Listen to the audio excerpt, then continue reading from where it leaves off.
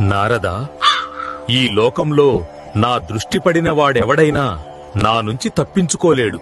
అది రాజైనా, రాక్షసుడైనా, దేవుడైనా, ఎవరైనా సరే నా శక్తి ముందు అందరూ సమానమే. శనిదేవా, నీ బలం గురించి నువ్వు గర్వపడుతున్నావు కాని హనుమంతుడిని జయించిన రోజే నీ శక్తిని నేను ఒప్పుకుంటా. హనుమంతుడా, అతడు ఎంతటి వాడైనా నా ప్రభావం ముందు నిలబడలేడు.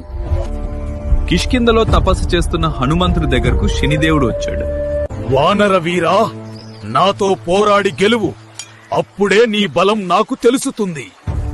పోరు నాకు అవసరం లేదు శనిదేవా. నా శక్తి అంతా శ్రీరాముని భక్తిలోనే ఉంది. అలా కుదరదు. నువ్వు నాతో పోటీ పడాల్సిందే.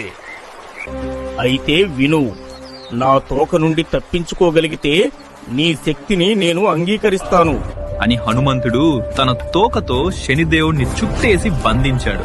ఏమిటిది? విడిపించుకుంటాను, చూడు.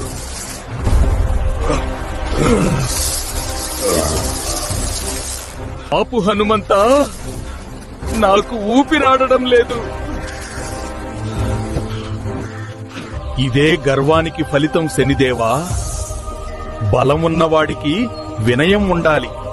నన్ను క్షమించు, దయచేసి విడిచిపెట్టు హనుమా.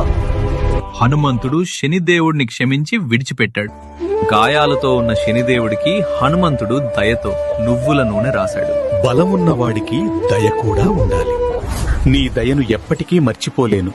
ఎవరైతే భక్తితో నువ్వుల నూనె సమర్పిస్తారో వారిని నేను బాధల నుండి విముక్తి చేస్తాను. నీ భక్తులను ఎప్పటికీ వేధించను.